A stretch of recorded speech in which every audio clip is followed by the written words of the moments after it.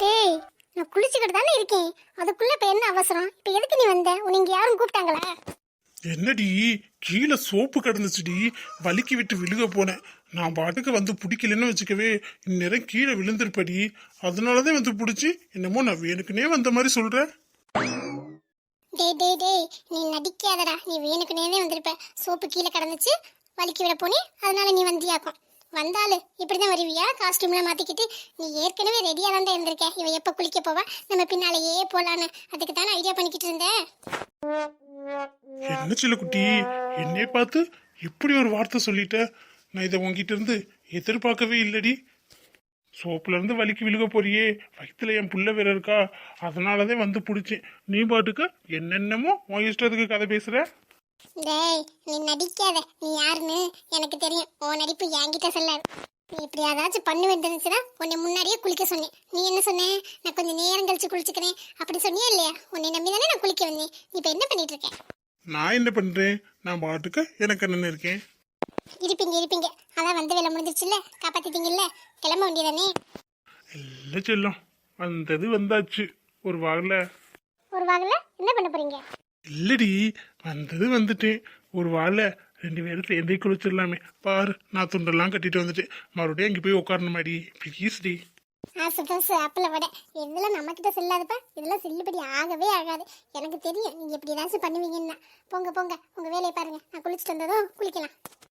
ஆனா உனக்கு ரொம்ப தாண்டி கல் நெஞ்சம். கொஞ்சமாச்சும் உன் மனசு கரையுதான்னு பாரு. பாவம் தானே அப்படின்னு கொஞ்சமாச்சும் நினைச்சு பாக்குறியா?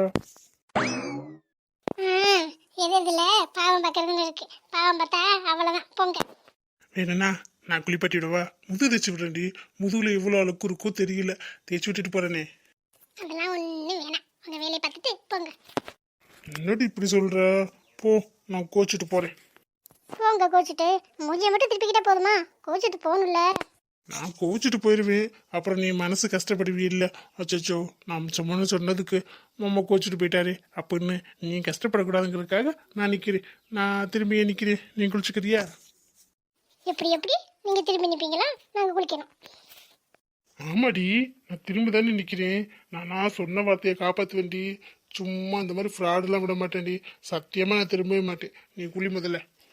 சரி, நீங்க திரும்பியே நில்லுங்க. நான் கிளம்புறேன். நதி பிரச்சனை உனக்கு. நான் திரும்பி நிக்கிறேன் தானே சொன்னேன். அதுக்கு நான் என்ன பண்றது? இல்லடி, நீ குளிச்சுட்டு வா. சாரி பாஸ், நான் ஆல்ரெடி குளிச்சிட்டேன். என்னடி சொல்ற? குளிச்சிட்டியா? எப்போ? இப்பதானே வந்த நீ. நீ இந்த மாதிரி கோல்மால் ஏதாச்சும் பண்ணுவேன்னு தெரியும். இன்னைக்கு சீக்கிரம் குளிக்க மாட்டேன்னு சொல்லும் போதே எனக்கு டவுட் வந்துச்சு. அதான் வேகமா குளிச்சுட்டு ட்ரெஸ்ஸை மாத்திட்டேன். நான் நினைச்ச மாதிரியே வந்துட்டேன். குளிச்சிட்டியா? நிஜமாவுமே வா. ஷோ, கொஞ்சம் முன்னாடியே வந்திருக்கலாமோ? ஒரு 5 நிமிஷம் கழிச்சு போவோம், அப்பதே உனக்கு டவுட் வராதுன்னு வந்தேன். அதுக்குள்ள காக்கா குளியல் குளிச்சுட்டேடி. ஆமா பாஸ், என்ன அப்படித்தானே குளிக்க முடியும்? இங்க ஒரு களவாணி பூனை இருக்குல்ல, திருட்டு பூனை. இனிமே இந்த திருட்டு பூனை கரெக்ட் டயத்துக்கு வந்துடும் பாரு. இன்னைக்கு என்கிட்ட இருந்து தப்பிச்சிட்டியில, இனிமே எப்படி தப்பிக்கிறேன்னு நானும் பாத்துக்கிறேன்டி. உன் சாமர்த்தியம் டெய்லியும் பலிக்காது. பாருங்க சார், எப்படி என் சாமர்த்தியம் பலிக்குது. யார்கிட்ட? என்கிட்டே வா. கொஞ்சம் கையை விட்டீங்கன்னா நான் போவேன். நீங்க குளிச்சுட்டு மெதுவா ஆரம்பரம் இருந்துட்டு வாங்க. போடி, நான் உங்ககிட்ட பேசவே மாட்டேன். நீ எப்போ பார்த்தாலும் இப்படியே பண்ணிக்கிட்டு இருக்க. எவ்வளோ ஆசையாக வந்தேன் தெரியுமா? பார்த்தா நீ குளிச்சுட்டு போடி, உங்ககிட்ட பேசாத. ரொம்ப தான் பண்றீங்க. நான் போறேன், சீக்கிரம் குளிச்சுட்டு வாங்க, சரியா? நீ போனதுக்கப்புறம் எனக்கு இங்கே என்ன வேலை? 2 டப்பா ஊற்றிட்டு வரேன். போ, இன்னைக்கு என் ஆசையில் மண்ணளி போட்டியில் போடின்ட்டு. இன்னைக்கு நான் உங்ககிட்ட பேச மாட்டேன். நான் உன் மேலே கோவமாக இருக்கேன். சரிங்க சார், கோவமா இருந்துக்கங்க. ஒரு பிரச்சனையும் இல்லை. பிரச்சனை இல்லையா? அப்போ உனக்கு நான் பேசலன்னா சந்தோஷமா? ஆமா, ஒரு நாளைக்காச்சும் நிம்மதியா ஃப்ரீயா இருப்பல்ல. இருப்படி இருப்பேன். நான் ஒரு நாளைக்கு பேசாம இருந்தா தானே தெரியும். அப்புறம் வந்து கார்த்தி பேசு, கார்த்தி ப்ளீஸ், கார்த்தி இனிமே இப்படி செய்ய மாட்டேன் கார்த்தி அப்படின்னு கெஞ்சி இல்லடி.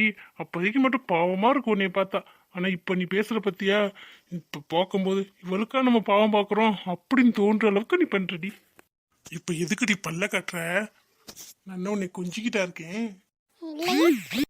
அப்புறம் உன்னை திட்டிக்கிட்டு தானே இருக்கேன். இப்படி பல்ல கட்டி சிரிச்சு சிரிச்சு ஆளை மயக்கிறடி. நான் ஒன்னும் பல்ல கட்டலப்பா, லைட்டா ஸ்மெல் காட்டினேன். உங்களை யார் மயங்க சொன்னது? சொல்லுவேன் உன் சிரிப்புக்கு மயங்கலினா அதுக்கப்புறம் தெரியும் என்ன நடக்கணும். தெரியுதுல்ல, வாங்க வேகமா குளிச்சுட்டு கீழே போய் சாப்பிடலாம். என்ன மீரா, ட்ரெஸ் 2 பேரும் பார்க்குறீங்களா? பார்த்து எடுத்துட்டு கூப்பிடு. நாங்கள் கீழே போய் சும்மா நார்மலாக கட்டிக்கிறதுக்கு saree வாங்கணும்ல, அதெல்லாம் வாங்கிட்டு நிற்கிறோம். சரியா?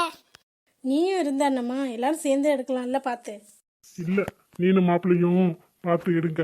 எடுத்துட்டு அதுக்கப்புறம் சொல்லுங்க. உங்களுக்கு பிடிச்சதை எடுத்தா போதும். 2 பேருக்கும் எவ்வளவு விலை இருந்தாலும் பரவாயில்ல. ஆமாம்மா, இங்கேயே எல்லாத்தையும் எடுத்துட்டு அதுக்கப்புறம் கீழே போய் எடுக்கலாம்ல. இப்போ எதுக்கு 2 பேரும் மட்டும் எடுக்க சொல்லிட்டு போறீங்க? எங்களுக்கு பார்த்து எடுக்க தெரியுமா? இதுல என்ன மாப்பிள்ள இருக்கு? என்ன நீங்க என்ன சின்ன பிள்ளையா? இனிமே நீங்க தான் எல்லாமே. கல்யாணம் ஆயிட்டா எல்லா பொறுப்பும் உங்களுக்கு தான். குடும்பம் குட்டின்னு வந்தா எவ்வளவு செலவு இருக்கு, வரவு செலவு எல்லாமே பார்க்கணும். துணி எடுக்கிறது எல்லாமே கத்துக்கணும்ல. சின்ன பிள்ளைன்னு சொல்லிக்கிட்டே இருந்தா சரியா வந்துருமா? நீங்க உங்களுக்கு பிடிச்சதை பார்த்து எடுங்க. ஆமா தம்பி, உங்கள் கல்யாணம் உங்களுக்கு பிடிச்ச மாதிரி எடுக்கணும்ல. உங்களுக்கு மீராக்கும் எது பிடிக்குதோ அதை எடுத்துட்டு பில்லு போடும்போது கூப்பிடுங்க. அப்படியே மேலே நின்னா இங்கே காற்று ஒழுங்காக வர மாட்டேங்குது. நாங்கள் கீழே போய் சத்த நேரம் உட்காந்துருக்கோம். சரிம்மா, அப்போ போங்க, நாங்கள் எடுத்துகிட்டு வரோம். என்ன மீரா, நம்மளை இப்படி அம்போன்னு போட்டுட்டு போயிட்டாங்க. எடுக்க தெரியாதடி, உனக்கு தெரியுமா? என்னம்மாம்மா, உனக்கு ஒரு ட்ரெஸ்ஸு கூட எடுக்க தெரியாதா? என்னடி இப்படி சொல்ற? சின்ன வயசுலேருந்து விவரம் தெரியுற வரைக்கும் மாமா தான் எடுத்து கொடுப்பாங்க. அதுக்கப்புறம் எனக்குன்னு நானாக எடுத்துக்க மாட்டேன். நீ தான் எனக்கு எடுத்து தருவேன். நான் எப்படி போய் ட்ரெஸ்லாம் எடுத்திருக்கேன். இப்படி சொல்லிக்கிட்டு இருந்தா எல்லாம் சரியாக வந்துருமா? அப்பா என்ன சொல்லிட்டு போனாங்க, கவனிச்சிங்களா இல்லையா? என்ன சொன்னாரு? குடும்பம் குட்டி அதெல்லாம் கற்றுக்கணும் அப்படின்னு சொன்னாரு. அதை சொல்றியா? ஆமாம்மாம்மா, எல்லாத்தையுமே கற்றுக்கணும்ல. வாங்க, நமக்கு பிடிச்ச மாதிரி எடுக்கலாம். எவ்வளோ விலையில் எடுக்கலாம்? கல்யாணத்துக்குன்னு எடுக்கிறது காஸ்ட்லியாக தானே எடுக்கணும். எல்லாரும் 30,000 40,000 50,000 அந்த மாதிரி ரேஞ்சில் தானே saree எடுப்பாங்க. அதே ரேஞ்சில் உனக்கும் எடுத்துடலாமா? டேய், நம்ம கல்யாணம் சிம்பிளாக தானடா பண்ண போகிறோம். அதுக்கு எதுக்குடா இவ்வளவு? இல்லை சிலக்குட்டி, வாழ்க்கையில் ஒரு தடவை தான் கல்யாணம் பண்ணுறோம். ஒரு தடவை தானே. வேணா 2 3 தடவை வேணா பண்ணிக்கலாம். எனக்கு ஒன்றும் பிரச்சனை இல்லைப்பா. என்னடி சொல்கிற? 2 3 கல்யாணமா? அப்போ உனக்கு நான் வேணாமா? டேய் லூசு மாமா, 3 தடவை பண்ணாலும் சரி 4 தடவை பண்ணாலும் சரி, எத்தனை தடவை பண்ணாலும் நீ தான் மாப்பிள்ளை. என்ன ஓகேவா? ஓ, நீ அப்படி சொல்ல வரியா சிலக்குட்டி? நான் கூட பயந்தே போயிட்டேன்டி. ஏன்டி நீ வேற?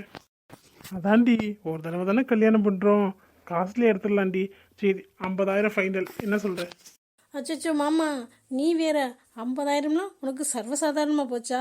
50,000 அதை வச்சு என்னென்ன செலவு பண்ணலாம் தெரியுமா?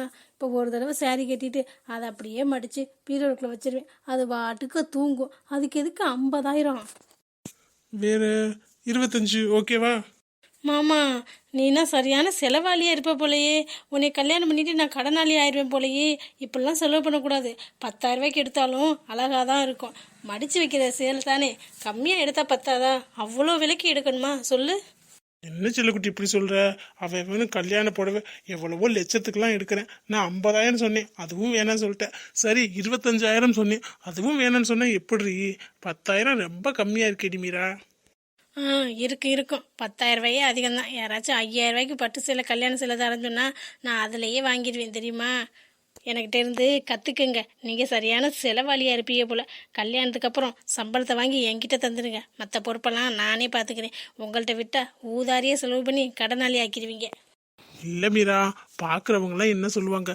கல்யாணம் அதுக்கு கூட ஒழுங்காக saree எடுக்க மாட்டேங்கிறாங்க, அதில் கஞ்சம் பிடிக்கிறாங்க அப்படின்னு சொல்லுவாங்களேடி. அப்படின்னு யார் சொல்லுவா? யாரு? அக்கம்பத்தில் உள்ளவங்க, நமக்கு தெரிஞ்சவங்க, கல்யாணத்துக்கு வரவங்க, அப்புறம் நம்ம சொந்தக்காரங்க எல்லாரும் சொல்லுவாங்கல்ல. சொன்னால் சொல்லிட்டு போட்டோம், இதில் என்ன பிரச்சனை? அதோடையும் விலை என்னன்னு அவங்களுக்கு தெரிய போகிறது இல்லை. தெரிஞ்சாலும் அதை பற்றி அவங்களுக்கு என்ன கவலை? நம்ம கடை வாங்கினா அவங்க வந்து கட்ட போகிறாங்களா? இல்லை, எது வேணாலும் நம்ம தானே பார்த்துக்கணும். அடுத்தவங்க பேசுகிறாங்கக்கிறாங்க எதுவும் பண்ணக்கூடாது. நான் சொன்னதை மட்டும் செய்யுங்க. உங்களுக்கும் நான் தான் எடுப்பேன், எனக்கும் நான் தான் எடுப்பேன்.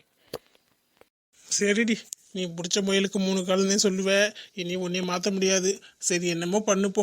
நான் 50,000 கணக்கு போட்டதே கொண்டு வந்து உன்னோட சாரிக்கு. நீ 10,000க்குள்ளேயே முடிச்சுக்கிறோம்ங்கிற. சரி வீடு. இப்போ கல்யாணத்தை சிம்பிளாக பண்ணணும்னு சொன்னதும் உன்னோட ஐடியா தானோ? ஆமாம்மாம்மா, எப்படி கண்டுபிடிச்ச? அதான் தெரியுது. நீ சாரி எடுக்கிற லட்சணத்துலேயே இது உன்னோட பிளானாக தான் இருக்கும், அத்தை மாமாவோட தான் இருக்காதுன்னு. கரெக்டாக சொன்ன மாமா. இவன் நம்ம செலவுக்காச்சும் காசு தருவாளா கேட்டா, இல்லை தரமாட்டாளா என்னன்னு தெரியலையே. போக போக தான் தெரியும். பொண்ணுங்கன்னா காஸ்ட்லியாக எடுப்பாங்கன்னு தான் கேள்விப்பட்டிருக்கேன். இவனா கம்மியாக எடுக்கணும்னு இருக்கா. இப்படியும் இருக்காங்களா பொண்ணுங்க? அதுவும் நல்லது தான். நம்மளும் இவன் ரேஞ்சுக்கு வந்தாதான் இவன் சொன்ன மாதிரி கடனாளி இல்லாமல் இருக்கலாம். என்னம்மாம்மா யோசிச்சுட்டே இருக்க? வா போகலாம். வர வழியில் ஒரு பிங்க் கலர் saree பார்த்தேன், சூப்பராக இருந்துச்சு, பார்த்துட்டு வரலாம். சரிடி, ஒரு முடிவு பண்ணி தான் வந்திருக்க. வா போகலாம். இன்னைக்கு நீ நினச்சதான், நான் ஒன்றும் குறுக்க சொல்லலை. சரியா? ம், பரவாயில்ல, சீக்கிரத்தில் தேடிடுவீங்க. அப்புறம் மாமா, அப்பாவும் அம்மாவும் கேட்டாங்கன்னா நீங்கள் தான் இந்த ரேட்டில் எடுக்க சொன்னோம்னு சொல்லணும். ஏன்னா கல்யாணத்தையே நான் சிம்பிளாக பண்ண சொன்னேன், அதுக்கே திட்டுனாங்க. இப்போ இந்த விஷயம் தெரிஞ்சிச்சுன்னா என் மேலே கோச்சிப்பாங்க. நீங்கள் சொன்ன மாதிரி சொல்லியிருங்க. நீங்கள் சொன்னால் ஒன்றும் சொல்ல மாட்டாங்க. ஆமாடி, என்னை மாற்றி விடுறதுலே குறியாயிரு. வா, என்ன பண்ணுறது? சில்லு குட்டி மாமா எது சொன்னாலும் கேட்டுக்குது. ம், வாங்க மேடம், வாங்க. நேரம் பொண்ணு பார்த்துட்டு வந்திருப்பாரு. பொண்ணு பிடிச்சிருக்குன்னு சொல்லியிருப்பாரா? கண்டிப்பாக சொல்லியிருப்பார். நான் தான் மிஸ் பண்ணிட்டேன். சரி, பொண்ணை பிடிக்கலன்னு சொல்லியிருந்தா நல்லா இருந்திருக்கும்ல. ஆனால் அப்படி நடக்கிறதுக்கு வாய்ப்பே இல்லை. இவருக்கு தான் எல்லாரையுமே பிடிக்குமே. ஓகே சொல்லியிருப்பார் கண்டிப்பாக. என்ன மித்ரா, இங்கே உட்காந்துருக்கியா? ஏதோ யோசனையா இருக்கு போல. அதுவும் ஏதோ புக்கு படிச்சுக்கிட்டு இருக்க போல. என்னை பார்த்தா நான் புக்கு படிக்கிற மாதிரி தெரியலையே. கையில தான் புக்கு இருக்கு, ஆனா எதையோ யோசிச்சுட்டே இருக்க. என்னாச்சு?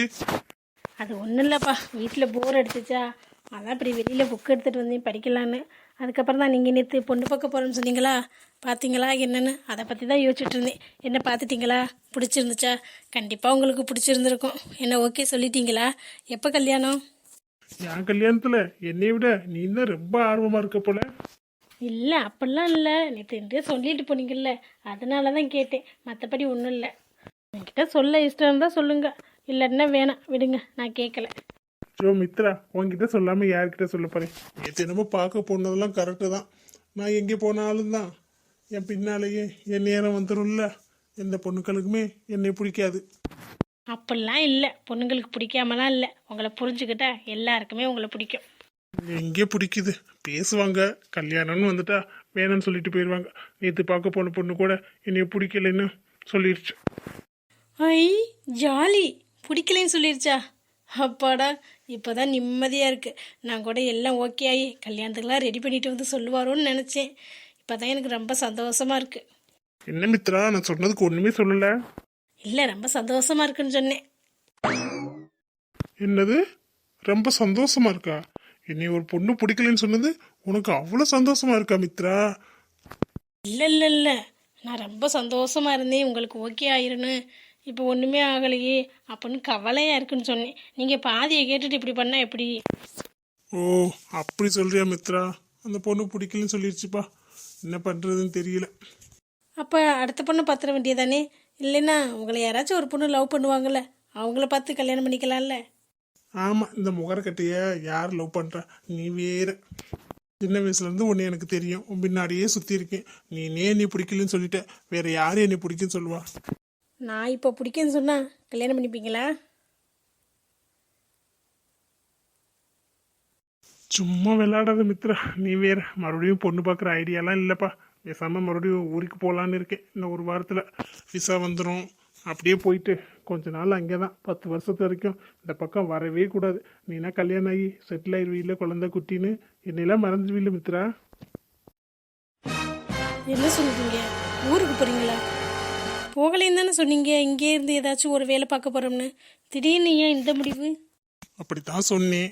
ஏன்னா நம்ம கல்யாணம் பண்ண போகிறோம், நம்ம குழந்தை குட்டி எல்லாருக்காகவும் இங்கே தான் இருக்கணும். ஃபாரினா போகக்கூடாது, அது ரொம்ப கஷ்டமாக இருக்கும் அப்படின்னு நினச்சி தான் சொன்னேன். இங்கே நம்ம நினச்சதா நடக்குது, எல்லாம் தலைகீழாக நடக்குது. அதை இங்கேருந்து என்ன பண்ணுறோம், போகலான்னு முடிவு பண்ணிட்டேன். இன்னும் ஒரு வாரத்தில் போயிடுவேன். இல்லைப்பா, நீங்கள் இங்கேயே இருக்கலாம்ல. இங்கேயே இருந்து என்ன மித்ரா பண்ணுறது? இங்கே இருந்தால் மனசுக்கும் கஷ்டமாக இருக்குது. நீனும் இப்படி உம்மனா முஞ்சி மாதிரியே இருக்க. நான் போயிட்டீன்னா நீனும் கொஞ்சம் சந்தோஷமாக இருப்பில்ல. நானும் எல்லாத்தையும் மறந்துட்டு நிம்மதியாக இருப்பேன். அதான் இன்னும் ஒரு வாரத்தில் போயிடுவேன். சரி, நீ புக்கு படிக்கிறதுனா படி, நான் கிளம்புறேன். ம், சரி. ஊருக்கு போகிறோம்னு சொல்கிறாரு, அதுக்குள்ளே நம்ம மனசில் உள்ளதை சொல்லியே ஆகணும். 10 வருஷம் கழிச்சு தான் வருவேன்னு சொல்கிறாங்க. அதுக்குள்ளே என்னென்னமோ ஆகலாம், போவே விடக்கூடாது. நம்ம மனசில் உள்ளதை எப்படியாச்சும் சொல்லியே ஆகணும். ஆனால் எப்படி சொல்கிறதுன்னு தெரியல.